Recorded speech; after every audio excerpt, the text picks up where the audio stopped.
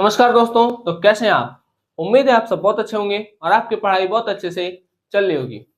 हम लोगों ने कल के क्लास में क्लास 9th के जो कि हमारा चैप्टर फर्स्ट था उसमें आसपास के पदार्थ में 1, 2, 3, 4 एंड 5 क्वेश्चन कर लिए थे एक्सरसाइज के।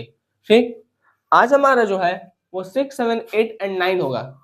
ठीक, बीच में से 7 और 8 गायब है, उसको हम अभी लिख देंगे। ठीक, तो आज हमारा जो होगा वो चैप्टर 1 पूरी तरह से समाप्त हो जाएगा। ठीक है, उसके थ्योरी मतलब थ्योरी जो पोर्शन था उसको हम लोग पहले ही कवर कर चुके थे। उसके बाद हम लोगों ने ब्लूप्रिंट्स के क्वेश्चन को कवर किया। उसके बाद हम लोगों ने अभ्यास के क्वेश्चंस को कवर किया।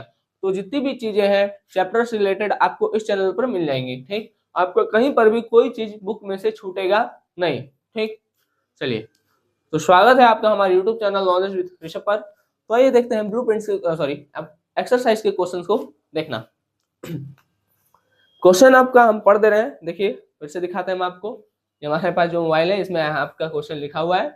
ठीक है, हम क्वेश्चन इसी में से पढ़ते हैं और आपको बताते हैं। आपके पास बुक है तो आप क्वेश्चन वहां से देख करके लिख सकते हैं, हम यहाँ उसका जवाब लिख देते हैं। ठीक है, क्वेश्चन 5 तक हो गया था। आज है 6 बोल रहा है पुष्टि हेतु कारण दे। ठीक है, कौन चीज का कारण देना है? अच्छा, देना है कि भाई जल कमरे के ताप पर द्रव है। जो पानी है वो रूम टेम्परेचर पर द्रव है। ठीक है, इसको हटा देते हैं। यहाँ पानी जो है वो कमरे के तापमान पर द्रव है। देखिए, तो इसका जवाब है कि भाई जल कमरे के ताप पर द्रव बना रहता है क्योंकि इसका गलनांक कमरे के तापमान से कम होता है। ठीक है, इसका गलनांक कमरे के तापमान से क्या होता है? कम होता है। ठीक, समझ में आ गया? चलिए भाई देखिए, भाई जितना कमरे का तापमान होता है, ठीक है, वो लिक्विड रहेगा। अभी सॉलिड में तो नहीं कन्वर्ट हो जाएगा क्योंकि सॉलिड में कन्वर्ट होने के लिए 0 डिग्री, भाई 0 डिग्री सेल्सियस पर जाने के बाद वो सॉलिड में कन्वर्ट होना स्टार्ट करता है। तो रूम का टेम्परेचर 0 डिग्री थोड़ी होता है, या एकदम बॉयल भी नहीं हो जाएगा क्योंकि बॉयल होने, देखिए पानी जमना शुरू करता है 0 डिग्री सेल्सियस से। 0 डिग्री सेल्सियस ना मतलब एक ट्रांजिशन स्टेट है, उसके पीछे जाने पर ये जमता है।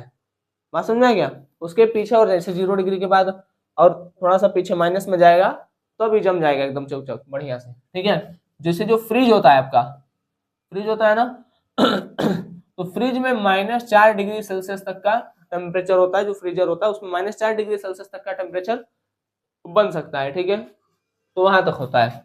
तो पानी में 0 डिग्री सेल्सियस पर जमता है और 100 डिग्री सेल्सियस पर उबलता है। ठीक है, यहाँ पर जमना शुरू करेगा और यहाँ पर उबलना शुरू करेगा एकदम उबल ही नहीं जाएगा, या 0 डिग्री पे एकदम में जम ही नहीं जाएगा। बात समझ में आ गया? 0 डिग्री पर जैसे पानी है तो 0 डिग्री सेल्सियस पर वो पानी में जमना शुरू करेंगे। जैसे आप रख देंगे ना फ्रीजर में तो देखेंगे कि अंदर पानी रहता है, ऊपर से हाथ डाले मतलब हाथ मारेंगे तो थोड़ा सॉलिड होता है, बर्फ रहता है, नीचे पानी रहेगा। तो वैसा कुछ सिचुएशन रहता है। ठीक है, तो 0 डिग्री सेल्सियस पर ही जमना शुरू करता है। तो भाई रूम का टेम्परेचर 0 तो है नहीं, तो लिक्विड बना रहता है। और रूम का टेम्परेचर 100 डिग्री भी नहीं होगा। ठीक है, तो ये उबलेगा भी नहीं, ना तो ये जमेगा ना तो उबलेगा, तो अपना लिक्विड फॉर्म में बना रहता है। दूसरा आ गया, देखिए दूसरा क्या बोल रहा है। दूसरा बोल रहा है कि लोहे की अलमारी कमरे के ताप पर ठोस है। ठीक, लोहे की जो अलमारी है वो कमरे के ताप पर ठोस है। क्यों? देखिए, क्योंकि लोहे की अलमारी का गलनांक और क्वथनांक, लोहे की अलमारी, भाई लोहे का गलनांक और क्वथनांक बहुत ज्यादा होता है। ठीक है, कमरे के तापमान से ज्यादा है, इस कारण लोहे की अलमारी कमरे के ताप पर ठोस है। भाई क्योंकि कमरे का तापमान अगर इतना होता है जो लोहे की अलमारी को गला दे, ठीक है, तब तो वो गलित अवस्था में पाया जाता। ठीक है, जैसे मरकरी और क्री क्या होता है, कमरे के तापमान पर द्रव होता है, तो जैसे ही मरकरी को निकालेंगे वो लिक्विड में बदल जाएगा क्योंकि उसको लिक्विड में बदलने के लिए उतना ही टेम्परेचर चाहिए। लेकिन लोहे की अलमारी को मेल्ट करने के लिए भाई लगभग 1500 के आसपास डिग्री सेल्सियस चाहिए, तो 1500 थोड़ी होता है। ठीक है, तो लोहे की अलमारी का गलनांक और क्वथनांक बहुत ज्यादा होता है। ठीक है, कमरे का तापमान उतना नहीं होता है, इस कारण से वो ठोस बना रहता है। चलिए, क्वेश्चन नंबर 9 है, इसको देखते हैं, फिर 7 और 8 बीच वाला देख लेंगे। ठीक है, इसको मिटाने के बाद देखिए यहाँ पर आपको दिया है कि भाई इस जब ठोस से द्रव में चेंज होता है, द्रव से गैस में, गैस से द्रव में, द्रव से ठोस में, तो ये सबको कहते क्या है?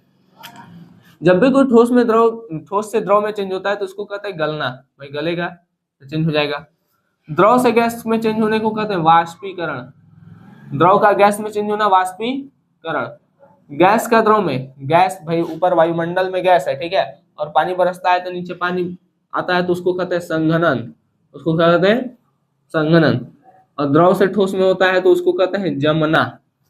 ठीक है, बात समझ में आ गया? अच्छा, अगर कोई चीज ठोस से डायरेक्ट गैस में जा रही है तो उसको हम कहते हैं ऊर्ध्वपातन। क्या कहेंगे? ऊर्ध्वपातन। और कोई चीज ठोस से डायरेक्ट गैस में जा रही है तो इसको कहेंगे निक्षेपण। ये क्वेश्चन भी पीछे हम लोग देख चुके थे एग्जाम्पल के साथ। ठीक, तो चलिए इसको हम करते हैं। अब आते हैं क्वेश्चन नंबर 7 और क्वेश्चन नंबर 8 की ओर, जो कि बीच का है। क्वेश्चन था वो छोटा था, उन दोनों को भी अब हम फटाक से देख लेते हैं। लेकिन इससे पहले इसको क्या कर देते हैं? इरेज। इसको इरेज करने के बाद हम देखेंगे क्वेश्चन नंबर कौन सा है हमारा। क्वेश्चन नंबर है हमारा 7 और क्वेश्चन नंबर 8। क्वेश्चन नंबर 7 देखिए, बोल रहा है 273 केल्विन पर बर्फ को ठंडा करने पर तथा जल को इसी तापमान पर ठंडा करने पर शीतलता का प्रभाव अधिक क्यों होता है? क्वेश्चन समझिए, एक है बर्फ और एक है जल, ठीक है। दोनों को अगर हम 273 केल्विन दे देते हैं, 273 केल्विन देते हैं, फिर भी बर्फ जो होता है वो ज्यादा ठंडा होता है जल से, ठीक है। जो बर्फ जल से ज्यादा ठंडा होता है, इसे लिख दे रहे, ठीक है। लेकिन ऐसा होता क्यों है? चलिए देखते हैं। भाई 273 केल्विन मतलब होता है 0 डिग्री सेल्सियस। 273 में से 273 माइनस कर दीजिए, भाई सेल्सियस में चेंज करने के लिए क्या करते हैं? माइनस, तो आ गया 0 डिग्री सेल्सियस।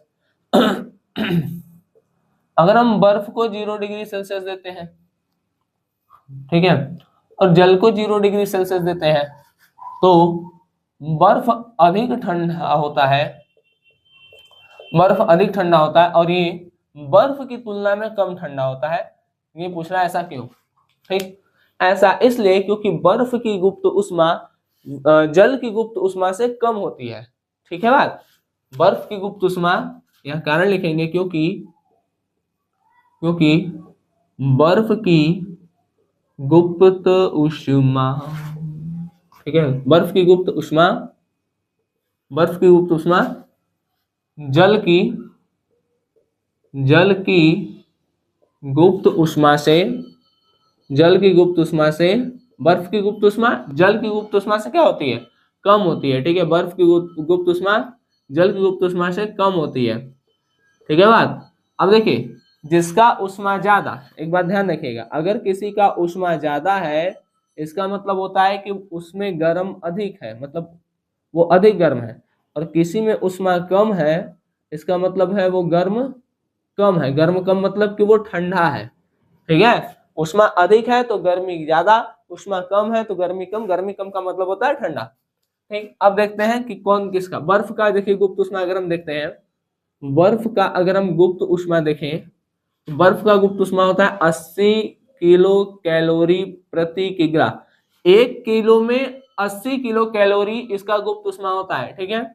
वहीं हम अगर पानी का देखें तो पानी का देखेंगे तो 580 किलो कैलोरी प्रति किग्रा। समझ में आ गया? भाई बर्फ की गुप्त ऊष्मा होती है 80 किलो कैलोरी, बर्फ की गुप्त ऊष्मा 80 किलो कैलोरी प्रति किग्रा, और पानी की गुप्त ऊष्मा 580 किलो कैलोरी प्रति किग्रा। तो भाई इसका ऊष्मा ज्यादा है और इसका ऊष्मा कम है, इसी कारण से ये होगा ठंडा और ये होगा गर्म, ठीक है। इसलिए पानी बर्फ की तुलना में गर्म होता है, तुलना में, ठीक है। पानी बर्फ की तुलना में गर्म होता है, ठीक है। कोई दिक्कत? तो ये आप जवाब लिख सकते हैं। चलिए अब चलते हैं अगले क्वेश्चन की तरफ। अगला क्वेश्चन हमारा क्या बोलता है भाई?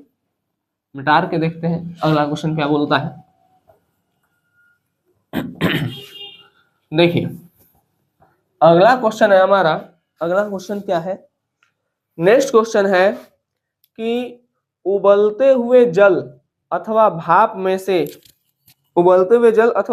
से जलने की तीव्रता किसमें अधिक महसूस होती है, जल और भाप। ठीक है, देखिए अगर कोई व्यक्ति, अगर मान लीजिए हाई है, ठीक है, इसका क्या नाम देते हैं, नाम देते हैं मोहनलाल।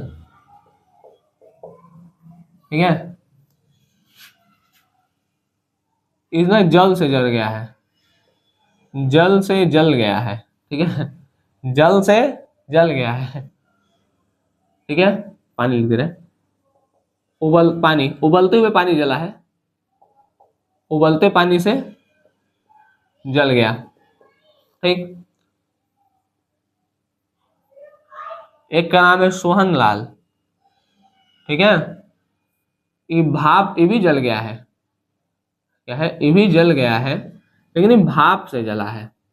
ये किससे जला है, भाप से जला है। तो देखिए किसको अधिक जलन महसूस होगा, तो भाई सोहन को ऐसे लिख दे रहे हैं, मोहन को एम लिख दे रहे हैं। ठीक है, तो भाई सोहन को ना ज्यादा जलन महसूस होगा मोहन से। वही पूछ रहा है ऐसा क्यों। ठीक, तो ऐसा इसलिए क्योंकि यहां देखते हैं, देखिए क्योंकि जो उबलता हुआ पानी होता है, उबलता पानी होता है, उबलता पानी भाई 100 डिग्री सेल्सियस पर उबलेगा, तो इसके पास ना केवल तापीय ऊर्जा होती है। उबलता पानी के पास केवल क्या होता है, केवल तापीय ऊर्जा। ठीक है, केवल कौन सी ऊर्जा, तापीय ऊर्जा होती है।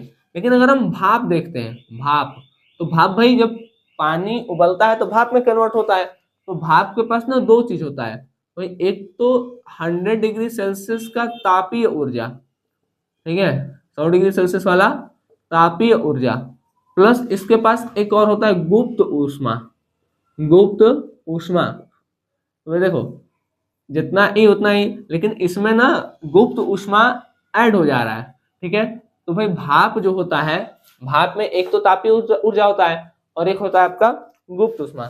इस कारण से, है ना, यहाँ लिखेंगे आप, चूंकि भाप में तापीय ऊर्जा व गुप्त ऊष्मा, गुप्त ऊष्मा दोनों होती है, भाप में तापीय ऊर्जा व गुप्त ऊष्मा दोनों होती है, किंतु उबलते हुए जल में केवल, उबलते हुए जल में केवल तापीय ऊर्जा होती है, केवल तापीय ऊर्जा होती है। ठीक है, इस कारण से, ठीक है, इस कारण से भाप से जले व्यक्ति को अधिक जलन महसूस होता है, अधिक जलन महसूस होता है। ठीक है बात, तो ये हो गया आपका जितना भी क्वेश्चन था, सारे क्वेश्चन होते हैं यहाँ पर समाप्त। ठीक है, अब हम जब नेक्स्ट लेक्चर में आएंगे तो हम पढ़ेंगे चैप्टर सेकेंड को। ठीक है, चैप्टर सेकेंड को पढ़ेंगे, देखेंगे कि उसमें मतलब उस चैप्टर सेकेंड को भी हम फर्स्ट की तरह ही पढ़ेंगे। पहले उसके सारे थ्योरी पोर्शन को कवर करेंगे, फिर उसके ब्लूप्रिंट्स के क्वेश्चन को देखेंगे, फिर उसके एक्सरसाइज या अभ्यास वाले प्रश्न को देखेंगे। ठीक, तो उम्मीद ये चीजें आपको समझ में आई होंगी। ठीक, चलिए, तो आप इन सारी चीजों को नोट करिए, फेयर बनाइए, ठीक है, अच्छे से लिखिए, उसको याद करिए, समझिए। ठीक है, जहां पर नहीं समझ में आता है वहां पर आप कमेंट करिए कि भाई यहाँ पर दिक्कत है, आप इसको प्लीज समझा दिए। ठीक है, तो उसको समझाने के बाद फिर आगे बढ़ा जाएगा। ठीक है, चलिए मिलते हैं आपसे अगले लेक्चर में, तब तक के लिए धन्यवाद। जय हिंद। आप लोग अच्छे से पढ़ाई करते रहें।